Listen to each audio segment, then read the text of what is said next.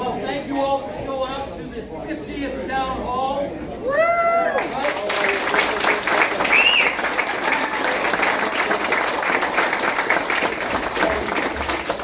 have done 50 of these, the only campaign to put them together.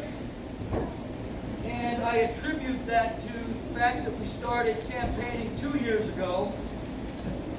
We've been in every town and city in this state. And it's pretty amazing. We've truly done it the Granite State way, from the bottom up, going out there, meeting everybody from all age groups, meeting everybody from all political demographics, doesn't matter, Republican, Independent, Democrat, Libertarian. This is really a call for we the people to come together, we the people of New Hampshire, we the people of this great nation, to come together and really say enough is enough. It's really time to get this country back on the right track. It's time to get this country back to its values and principles, which started this great nation.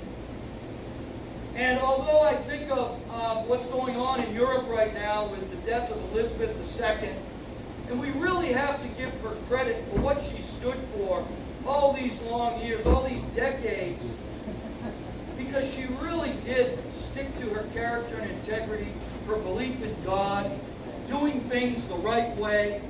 And when I think back to the many British, Australian, Canadian, New Zealand, and others that recognized the monarchy in England, as I served with them in Afghanistan for 10 tours, I even had the privilege of commanding many of them.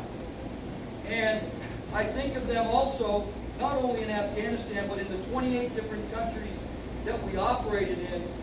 And I have to take a moment to recognize what they're going through, the fact that this is a transition of leadership over there.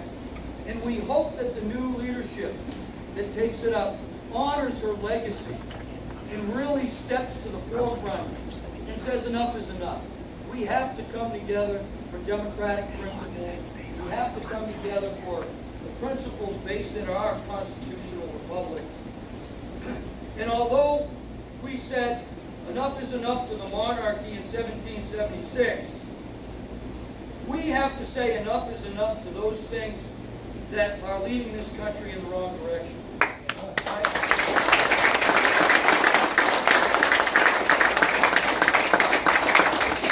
2022 is a critical time in our nation's history. The abandonment of life, liberty, the pursuit of happiness, the abandonment of our ideas of hard work, never quitting, keeping our nose to the grindstone. No job is unimportant as long as it puts food on the table for our families, as long as it brings our communities closer together, as long as it makes our country strong. We have to say enough is enough, right? Enough is enough.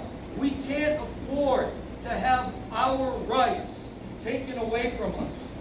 Our First Amendment rights, our Second Amendment rights, our rights to be secure in our house, home, and property, our rights to be secure to due process, to have a justice system that responds to the people.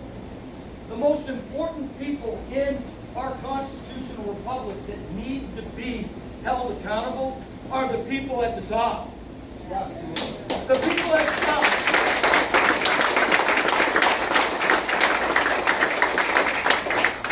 They have no right being above the law. They have no right passing judgment over us. That is not the way our government and our constitutional republic is designed. It is designed through self-governance. A government of the people, by the people, for the people. A government is designed around we the people. And we have a very special pledge that we do to that. And I would ask you all now to stand as I have Elliot Finn, a veteran of World War II and Korea, and someone who has adopted me as his grandson over the last 3.5 years. I met him. My grandparents have passed. They're up there with the good Lord looking down, saying, what in God's name is he doing now?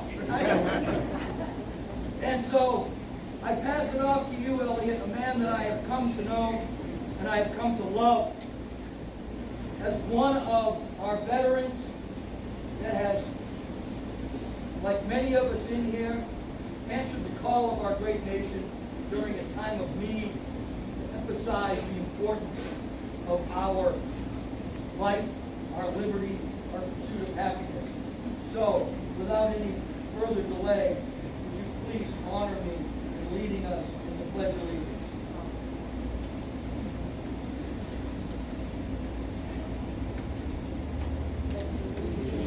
To the flag of the United States of America, and to the republic for which it stands, one nation, under God, indivisible, with liberty and justice for all. Amen. Thank you.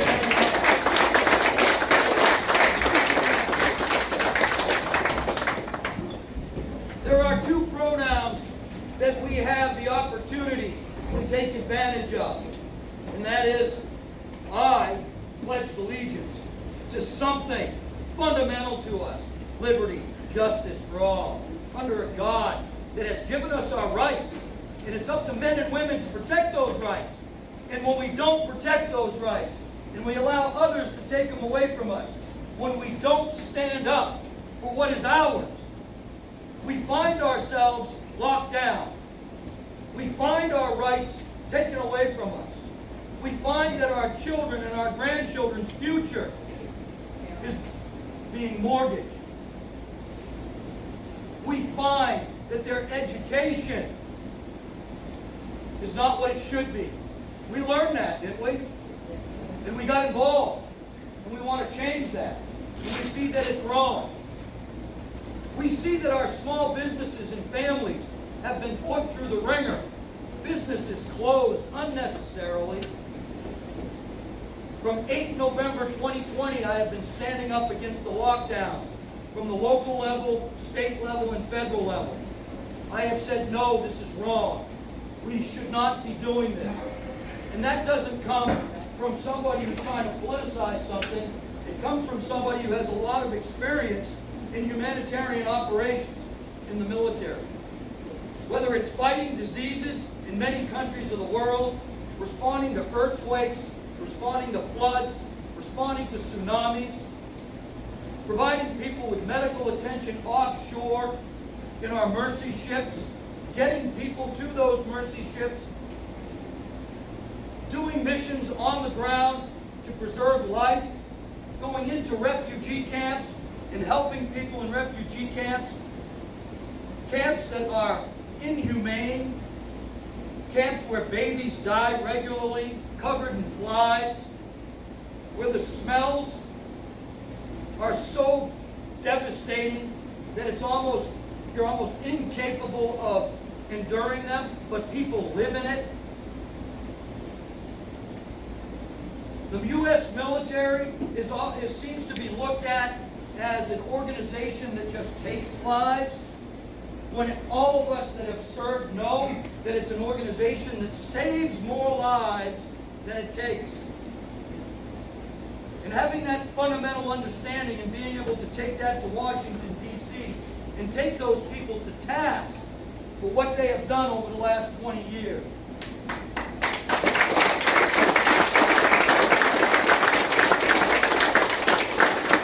The policies and strategies that have put our men and women in harm's way.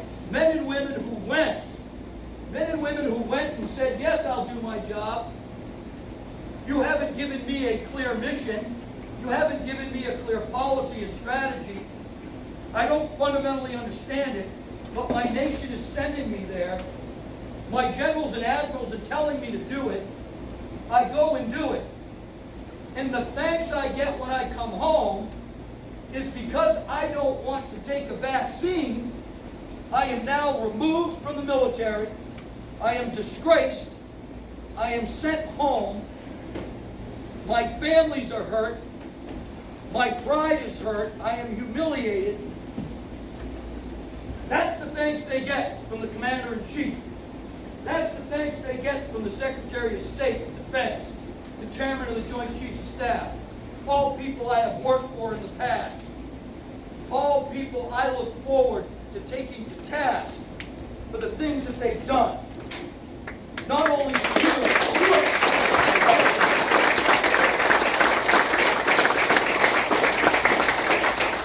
but for the men and women who serve this great nation. Men and women that will do anything. Why do I know this? I had the honor of commanding thousands of them, in Afghanistan and in Africa.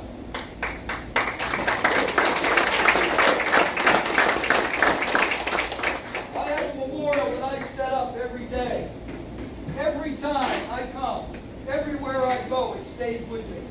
Because it reminds me of the sacrifice of 72 men and women that I did not bring home. Men and women who gave the ultimate sacrifice, whose families gave the ultimate sacrifice. And when I stand here in front of you and tell you that I am going to Washington, D.C. to work for you, that I am going to Washington, D.C. to take the leadership there that's in place to task for the things they've done to us, that have hurt us. I have gone across this state, like I have said, to every town and city. I have cried with moms and dads. I've held them. People that don't know how they're going to put the next meal on the table, that are balancing. Can I afford to pay this medical bill? Can I get my car registered? Can I get it inspected? Can I pay the heating bill? How are we going to survive the winter? And not all of us have reached that point yet, but it's coming if we keep going down this road. And I've seen it out there. And it's upsetting to me that a nation like this, a country like this, has people suffering to the extent that they're suffering. And that requires new leadership. That requires a different type of person. Someone that's an outsider. Someone that's not connected to the establishment. I have taken their arrows from both parties. I have taken the arrows from my fellow Republican candidates. And I'm standing strong.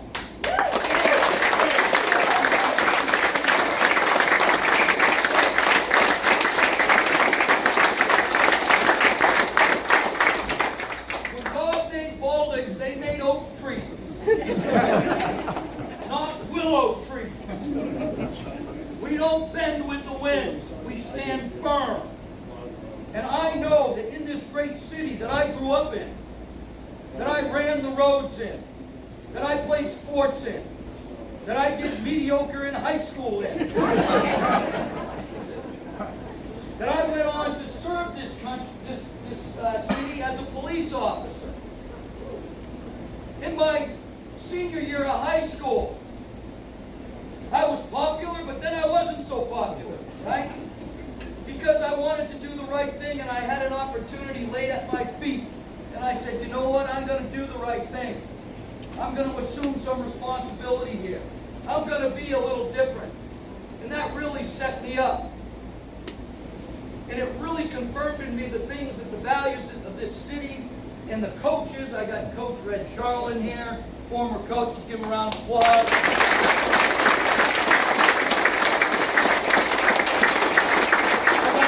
Classmates I went to school with. I got my roommate in the 82nd Airborne Division, right here.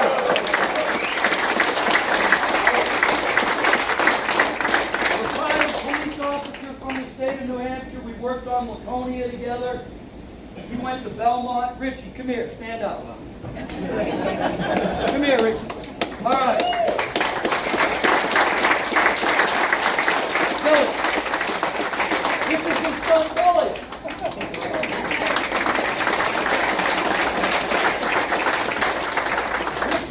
I had the 7 p.m. to 3 a.m. shift in Weir's Beach. You can see that we're very tall. And as soon as we walked into an incident, people went, wow, the cops are here. Where are they? So I got to tell you something. We're at this, we walk up into the 3rd lot of the parking lot. It's much different today than it was. And there's a group of people standing around. And we immediately see that they're drinking open containers. You're not supposed to have that. You know, we got to put stop to that. And then we smell the aroma of, the sweet marijuana there that we're smelling. We go, oh, what are we going to do now? So we get up there, and all of a sudden we're surrounded by these about 15 guys that were, I don't know, I think they were from a professional football team. These guys are huge, right? And so Rich and I were in the 82nd, and we were known for doing some crazy things, but we were about ready to get in trouble, right? They were surrounding us like they were going to take us down. Rich looks over at the front end grill of a vehicle, and he peels off a bug. And he goes, hey, have you eaten yet? And I go, no. So he hands me the bug, and I eat it. He pulls one off, and he eats it. And these guys said, you know, clearly we're dealing with some crazy guys. All right, guys, let's load up and get the hell out of here. It was the greatest thing I ever seen.